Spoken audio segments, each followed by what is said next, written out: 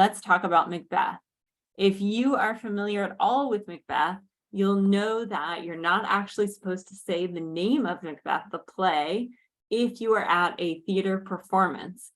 So instead, people refer to it as the Scottish play because it's supposed to be bad luck. All kinds of random things have happened to people when they've said the name. I'm not saying this is like actual research done, but it's more like a superstition where people feel like, oh, somebody actually breaks their leg on stage, or somebody dies, or whatever happens if you say the name. And so because of this superstition, if somebody says the name of the play during or surrounding a performance of it, that person is supposed to leave the building, walk around it 3 times, spit over their shoulder, and shout an obscenity, and that will counteract the bad vibes that they've spread by saying the name of the play.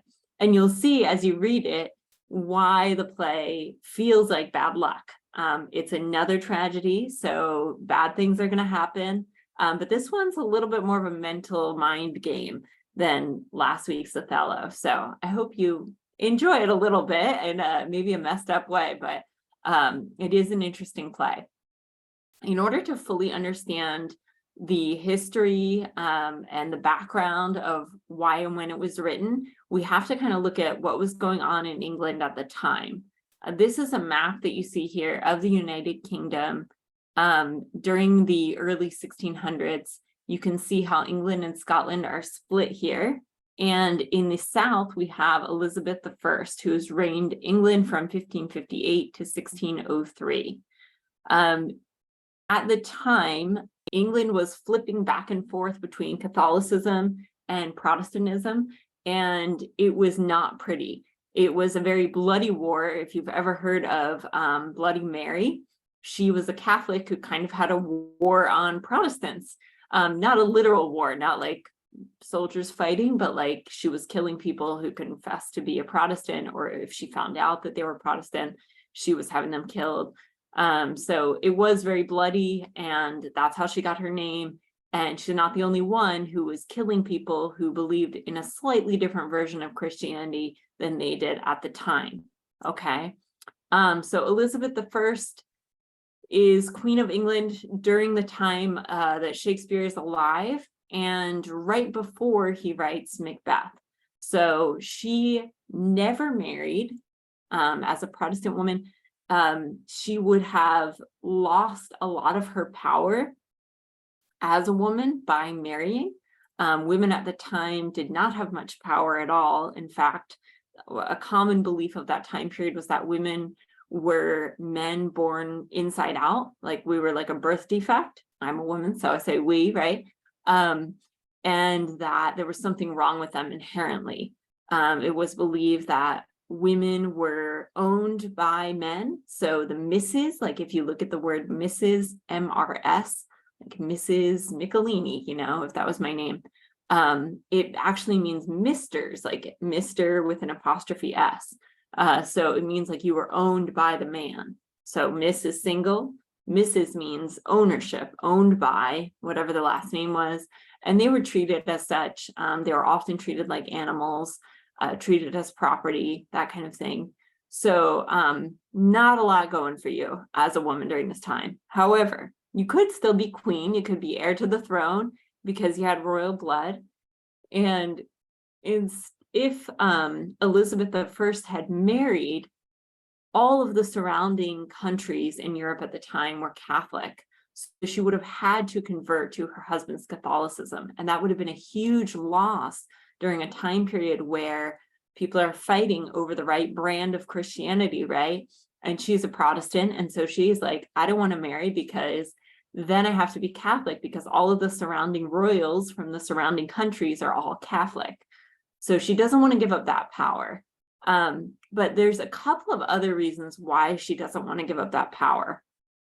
One is, we already talked about a little bit, feminism. She is able to sort of be her own woman in a very confined sense, but she's not owned by a man if she's not married. She also doesn't have to have his children. Now, this is a problem because you want an heir to the throne, but she also gains a lot by not having children. She has her independence. She is called the Virgin Queen for this reason. We don't actually know whether she had sex or not during her lifetime, but there's a chance she didn't. I mean, she didn't have any male long-term suitors, let's say, right? And she never got pregnant. So, and that was, a hard thing to control at the time. They did not have the birth control we have today. So, all things pointed to maybe she was still a virgin. So people used to call her the Virgin Queen. She also used her single status as a political power, which is really interesting because during that time period, wars were started up fairly easily between different countries and in Europe.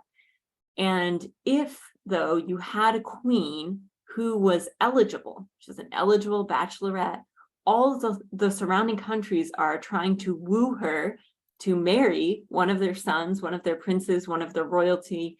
And so they don't want to be at odds with England. So her reign actually resulted in a very peaceful time in England because she never married, okay? But it also produced a problem. She did not have an heir to the throne. And here's where we're getting to Macbeth eventually here. Because once she died, there was no heir to the throne. People looked around to say, well, who could be king or queen of England? I don't know. And King James had already been ruling Scotland just above England for the last 30 years. And so he was taken into consideration. He was the son of Bloody Mary, who we talked about. So he was Elizabeth I's nephew, but he was Protestant. So even though his mother was this well-known Catholic who had a lot of blood on her hands for killing Protestants, he himself was a Protestant, which would have kept England in that same pattern, which people wanted. And he had 2 sons and a daughter. So he's got heirs to the throne, which is good. So in 1603, he ascends to the throne. He unifies England and Scotland, and he's also where we get the King James Bible from. So if you're wondering if you ever heard that term, the King James Bible, this is King James, where that version came from, okay? He is sort of new to England at the time in 1603, ascending the throne. And the only thing that people really know about him is that he's obsessed with witchcraft. And he wrote this book, Demonology, on a guide to finding witches. And that guide is not like a fun guide of like, I really like witchcraft and like, I want to know all about it. It was more like how to figure out if a woman is a witch and hunt her down and murder her, essentially. So he wasn't like friendly with witches. He was just obsessed with finding them. So people know he's obsessed with witchcraft and they know he's from Scotland, and that's all we have to go with, okay? That's all Shakespeare had to go with. So this is the background information. Shakespeare's writing at this time, and he decides to write Macbeth. What was he doing when he wrote Macbeth? Well, under Elizabeth I, he was part of this group called the Lord Chamberlain's Men, and that was Shakespeare's acting group. That was who he was writing for, writing with. That's who was performing his plays, and that's good. It was sort of supported by the Queen, and he had a good place there going. So as soon as King James ascends the throne, though, he writes this play called Macbeth, which is focused on King James' 2 interests: Scotland, okay, takes place in Scotland, and witches. It has witches. So we know he's like kissing ass here a little bit, right? He's writing this to maybe get into King James' good graces. He's sort of playing up on his interests, what he knows about him. We can assume that King James liked it, that it was a success, because instead of the Lord Chamberlain's Men, his group was renamed after the performance of Macbeth, the King's Men, and they were further supported by the throne financially. So that's great, right? But there might have been a few other reasons why Shakespeare wrote it, but those are some of the obvious ones that we know. There's 2 major themes in Macbeth that I want to introduce you to before you really dive in, or as you dive into the play this week. One is the witches, right? So You've heard King James was obsessed with witches. You've probably heard of the Salem witch trials, things like that. This is the time period we're in. And this play contains witches in it.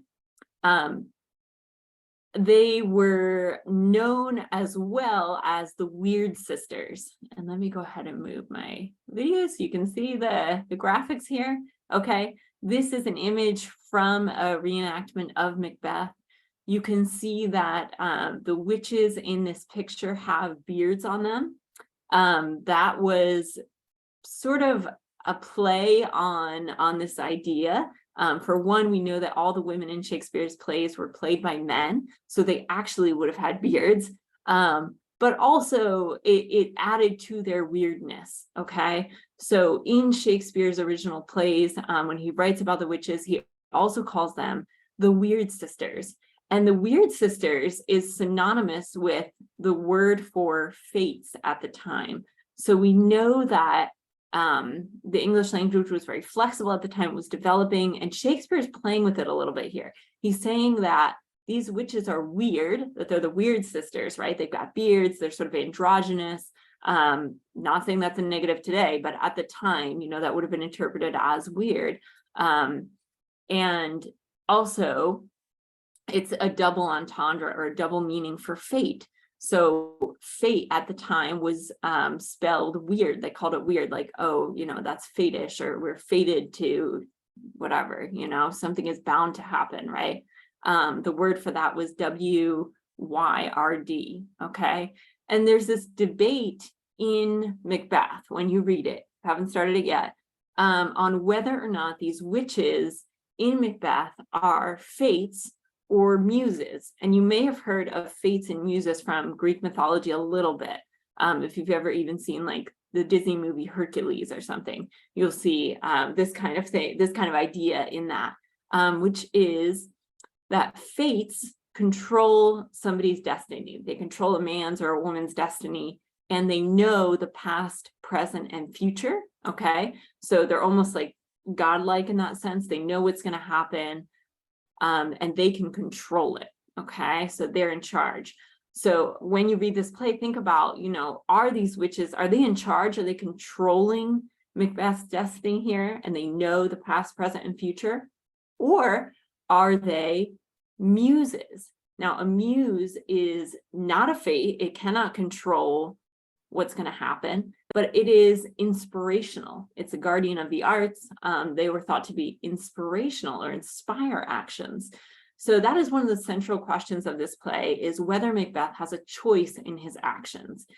So again, you may not have, you know, started reading yet, but think about that. As he talks to the witches in this play, and as the witches have their role play out, you know, how much control do they have over Macbeth's fate, and how much control does Macbeth have over his own fate and actions here? So that's a major theme. I wanted to make sure to talk about it. The other question here is, are they real? There is some play in this play with losing your mind a little bit, or having a mental breakdown. And you can think about that as you examine the mental state and capacity of Macbeth and Lady Macbeth, his wife. Do you think that the witches are real? The last thing I'll ask you to consider is Macbeth tied to them? Hecate, who is sort of the lead witch in this play, she's in charge of the three Weird Sisters, calls Macbeth at one point a wayward son. And wayward at the time also meant weird. So is he a weird son? Is he like a relation of a witch? Like maybe he's got some dabblings in witchcraft, and you can think someone like King James would kind of just eat this up maybe, right? Like he's loving it. He's like, oh my gosh, like is Macbeth actually related to the witches, and we can find witches and stuff. So there's all that going on, which is really interesting and makes it an interesting read. The second thing that I want to call your attention to as you dive in this week is the commentary in this play on what is a man. There are many different definitions on what is a man in this play, and they come from various characters in it. particularly Lady Macbeth's idea of a man and Macbeth's idea of a man are at odds at first. And you can kind of see this play out. And again, I know we're sort of getting ahead of ourselves here maybe, but I just want to point out a few quotes for you where we might see this and explain some things. So Lady Macbeth in Act 1, Scene 5 of the play says, "Unsex me here and fill my crown to the toe top full of direst cruelty." So she is saying here that she needs to leave her own sex as a female, as a woman, and fill herself with the direst cruelty in order to perform a deed that is not good, that is sort of an evil thing to do. And so we can assume here that she associates like evil or the guts to do the wrong thing, the guts to do something bad with men. And she needs to be unsexed in order to do that, whereas ladies might be more delicate, too demure, too held back, too good to do something like that. Okay, so we have that adding to our definition here. Macbeth counters her at one point when she's sort of challenging his manhood, and he says in black here, "I dare do all that may become a man, who dares do more as none." So she's saying, "Are you a man?" And he's saying, "I am a man. I'm doing what a man would do." And she retorts to him, "What beast was it then that made you break this enterprise to me?" And I know I'm trying to unpack this here for you without the context a whole lot, but I want to give you something to look for. She's sort of countering him here and saying, well, if you weren't a man, then you must have been an animal, because, you know, you couldn't have been in control of your actions. And a man would never really do that. Okay, so you can kind of read into what she's saying here. She's challenging him. The other thing that you should know as you read this is that Macbeth and Lady Macbeth do not have children in this play. And there's sort of some joking mannerisms going on about that. There's several times where people in the play are commenting, including Lady Macbeth, on Macbeth's inability to have children, on the fact that, you know, so I'm sorry for the crudeness of this. Shakespeare is definitely an adult themed writer. So, you know, it is what it is. But at one point, Macbeth says to Lady Macbeth, his wife, "Bring forth men children only, for thy undaunted mettle should compose nothing but males." And he's saying to her here that because she is so filled with cruelty and evilness, in a sense, like she would only be able to have male babies because like she has so much manhood in her. So there's, you know, that adding to a definition of a man. And then the last thing that I wanted to call attention to is Lady Macbeth says to Macbeth, "Infirm of purpose, give me the daggers." And she is saying, like, you are infirm of purpose, you can't get the job done. And what she means here is he can't get the job done in the play, like the task that she wants him to do, but also he can't get the job done by impregnating her and giving her an heir. So she's always looking for a place to cut down on him with this. And others do as well. Although I will say it's hard to catch it because it is in, you know, an older version of modern English. And so we don't always catch these things. So that's why I wanted to call attention to it for you here. Okay, so that'll give you some things to look for this week as you dive into Macbeth. I look forward to reading your discussion board posts on it and hearing what you think. I'll see you online.